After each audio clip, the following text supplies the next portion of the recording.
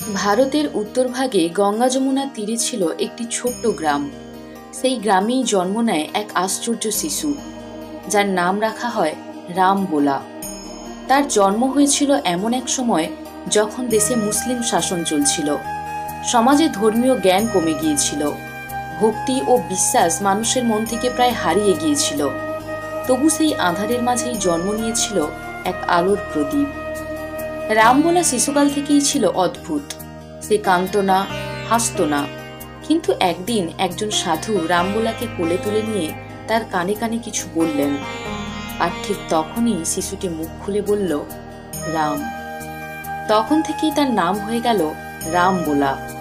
কিন্তু নিয়তির পরিহাস, জন্মের পরেই মা বাবা তাকে ফেলে চলে গেলেন। তিনি বড় হলেন এক সাধুর আশ্রমে। গুরু ছিলেন নারায়ণ দাস। এই গুরু তাকে শিক্ষা দিলেন সংস্কৃত, ধর্মগ্রন্থ, রামায়ণ আর সবচেয়ে বড় কথা ভগবান রামের প্রতি প্রেম। তুলসীদাস দিনে পড়াশুনো করতেন আর রাতে ধ্যান করতেন রামের নামে।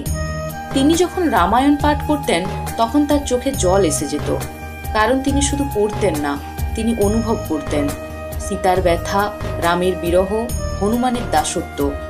যতই সময় গড়ায় রামবোলা হয়ে উঠলেন তুলসীদাস।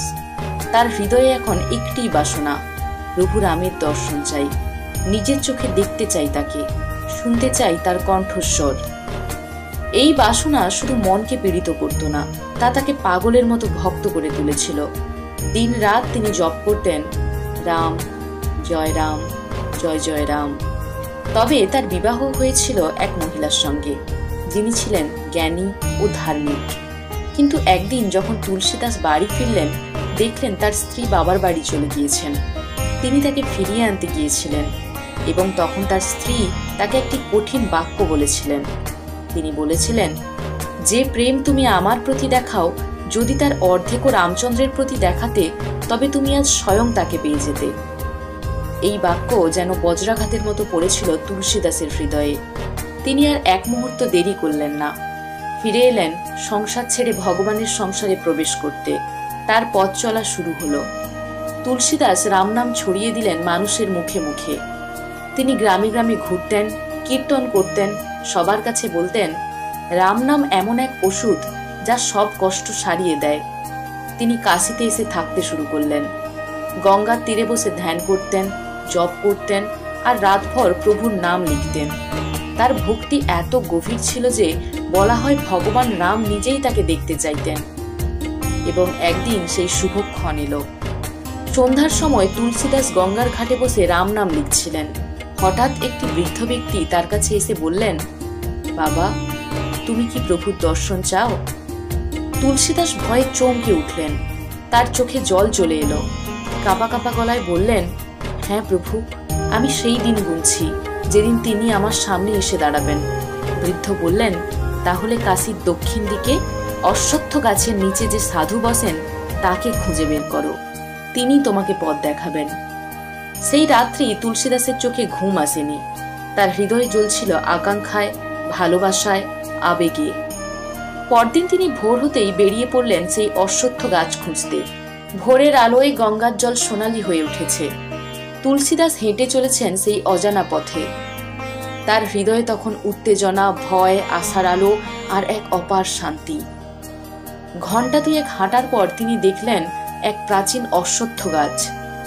গাছের নিচে বসে আছেন এক সন্ন্যাসী, চোখ বন্ধ, ধ্যানমগ্ন। তার শরীর জীর্ণ, কিন্তু মুখমণ্ডলে দীপ্তি। তুলসীদাস ধীরে ধীরে এগিয়ে গেলেন, পায়ে হাত দিয়ে প্রণাম করলেন। সাধু তখন মৃদু হেসে বললেন, তুমি যাকে খুঁজছ তিনিও তোমাকে খুঁজছেন। যাও, চিত্রকূট যাও, রামের পদচিহ্ন এখনো সেখানে আছে। এই বলে সাধু আবার চোখ বন্ধ করে ফেললেন। তুলসীদাস স্তব্ধ, যেন কেউ হৃদয়ের গভীর কথা জেনে গেছেন। সেই দিনই তিনি রওনা দিলেন চিত্রকূট। পাহাড়, জঙ্গল, নদী পেরিয়ে তিনি পৌঁছলেন সেই পবিত্র ভূমিতে, যেখানে সীতারাম তাদের বনবাসের অনেকটা সময় কাটিয়েছিলেন। চিত্রকূটে পৌঁছে তুলসীদাস যেন ভেতর থেকে কিছু একটা টের পেলেন। বাতাসে যেন সীতামায়ের কণ্ঠস্বর ভেসে আসছে। পাথরের গায়ে যেন আজও রামের পায়ের ছাপ আছে। তিনি বসে পড়লেন সেই পাথরের সামনে, ধ্যানস্থ হয়ে গেলেন। দিন গেল, রাত গেল, তিনি ধ্যানেই রইলেন। জপ চলতে থাকলো, রাম রাম রাম রাম। তারপর এক রাতে যখন আকাশ কালো মেঘে ঢাকা, হঠাৎ এক বানর এসে তার সামনে দাঁড়ায়। তুলসীদাস অবাক হয়ে চেয়ে থাকলেন। তার হাত পা কাঁপতে লাগলো। কাঁপা কাঁপা গলায় তিনি বললেন, প্রভু হনুমান, আপনি সত্যিই এসেছেন? হনুমান বললেন, ভক্তি এত সহজে পূর্ণতা পায় না, তবে তোমার মতো শুদ্ধ ভক্তের হৃদয়ে ঈশ্বর নিজে শুনেছেন। খুব শিগগিরই তোমার জীবনের সবচেয়ে বড় মুহূর্ত আসবে, প্রস্তুত থাকো। এই বলে হনুমানজি অদৃশ্য হয়ে গেলেন। শুধু বাতাসে রয়ে গেল তার কণ্ঠের ধ্বনি, রাম রাম রাম রাম। পরদিন সকালে তুলসীদাস ঘুম ভেঙে দেখলেন চারপাশে শিশুরা খেলছে, নদীর ঘাটে স্নানরত মানুষ আর পাখির গান। কিন্তু তার হৃদয়ে তখন এক অন্যরকম প্রস্তুতি। তিনি জানেন কিছু একটা ঘটবে। সেই সময় তার কাছে এলো এক স্থানীয় ব্রাহ্মণ। তিনি বললেন, বাবা, এখানে একটা ছোট্ট মন্দিরে আমরা প্রতিদিন চন্দন তৈরি করি, আপনি কি আমাদের সাহায্য করবেন? তুলসীদাস মুচকি হাসলেন এবং রাজি হলেন। পরদিন তাকে চন্দন ঘষতে দেওয়া হলো। তিনি বসে চন্দন তৈরি করতে লাগলেন। ঘ্রাণে তার মন শান্ত হয়ে উঠল। ঠিক তখনই দুই শিশু এসে দাঁড়ালো তার সামনে। তাদের একজনের গায়ের রং শ্যামবর্ণ, আরেকজনের গৌর। চোখে দীপ্তি, মুখে দুষ্টু হাসি আর আচরণে রাজসিকতা। তারা বলল, আমাদের কপালে একটু চন্দন দেবেন? তুলসীদাস তাদের কপালে চন্দন দিতে গেলেন, কিন্তু স্পর্শ করতেই তার সমস্ত শরীর কেঁপে উঠল। তার ভেতর থেকে যেন ঝড় বয়ে গেল। তিনি হঠাৎ থেমে গেলেন। তার চোখ থেকে জল গড়িয়ে পড়ছে, ঠোঁট কাঁপছে, আর হঠাৎ চিৎকার করে বলে উঠলেন, প্রভু রাম, লক্ষণ। ঠিক সেই মুহূর্তেই দুই শিশু এক আলোয় রূপান্তরিত হয়ে গেলেন, আর তাদের অস্তিত্ব ধীরে ধীরে মিলিয়ে গেল বাতাসে। তুলসীদাস মাটিতে বসে পড়লেন, কাঁদতে লাগলেন। তিনি আর কিছু বুঝতে পারছিলেন না। তুলসীদাস তখন কাঁদছেন একদম শিশুর মতো। তার চোখের সামনে স্বয়ং রাম ও লক্ষণ এসেছিলেন, কিন্তু তিনি তাদের চিনে উঠতে পারেননি। তবে ঈশ্বর তো দয়ালু। তাদের দর্শন পেয়েই তার হৃদয়ে যেন আর কোনো দুঃখ থাকলো না। তিনি বুঝে গেলেন, ভক্তি শুধু প্রার্থনা নয়, ভক্তি মানে আত্মসমর্পণ, পূর্ণ ভালোবাসা। এই ঘটনার পর তুলসীদাস ফিরে এলেন কাশীতে। এইবার তার মনের মধ্যে একটাই চিন্তা, রামের কাহিনীকে এমন ভাষায় লেখা যা সাধারণ মানুষও বুঝতে পারে। সেই সময় ভারতের বেশিরভাগ সাধারণ মানুষ সংস্কৃত বুঝত না। ধর্মগ্রন্থ ছিল অভিজাতদের হাতে। তুলসীদাস সেই দেওয়াল ভেঙে দিলেন। তিনি শুরু করলেন লেখার কাজ। ভগবানের ইচ্ছেতেই যেন কলম চলতে থাকলো। দিন রাত বসে রচনা করলেন রামচরিতমানস, যা আজ পর্যন্ত ভারতের ঘরে ঘরে পঠিত, পূজিত ও শ্রদ্ধায় স্থান পেয়েছে।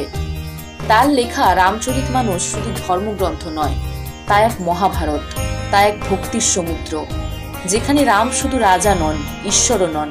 তিনি এক আদর্শ পুরুষ, যাকে ভালোবাসা যায়, যাকে অনুসরণ করা যায়। তবে এই রচনার পথ সহজ ছিল না। অনেক পণ্ডিত তার কাজকে নিচু দৃষ্টিতে দেখেছিল, তাকে অনেক কটু কথা শুনিয়েছিল। কিন্তু তখন ঘটেছিল এক অলৌকিক ঘটনা। তুলসীদাস যখন কষ্ট পেয়ে রামচরিতমানস রেখে এলেন বিশ্বনাথ মন্দিরে, যেখান থেকে কেউ কিছু নিয়ে যেত না। রাতভর মন্দির বন্ধ ছিল। ভোরে দেখা গেল গ্রন্থের ওপরে লেখা রয়েছে স্বয়ং মহাদেবের লেখা, সত্যং শিবং সুন্দরম, অর্থাৎ সত্য, শিব এবং সুন্দর। এই ছিল ঈশ্বরের স্বীকৃতি। তুলসীদাসের হৃদয় আনন্দে ভরে গেল। তিনি জানলেন ভগবান রামের পাশাপাশি মহাদেবও তার পাশে আছেন। এরপর তিনি লিখে গেলেন আরো বহু ধর্মগ্রন্থ, হনুমান চালিসা, বিনয় পত্রিকা, কবিতাবলী ইত্যাদি। এইভাবেই তুলসীদাস বৃদ্ধ হয়ে গেল। তার জীবনের শেষ দিনগুলোও ছিল ভক্তিতে ভরা। তিনি বলতেন, আমার চোখে আর কিছু নেই, শুধু প্রভুর নাম। আমার কানে আর কিছু নেই, শুধু তার নাম। আমার হৃদয়ে একটাই বাস, রাম রাম রাম। তিনি যখন শেষ নিঃশ্বাস ত্যাগ করেন, তখন তার ঠোঁটে ছিল একটিই নাম, শ্রীরাম।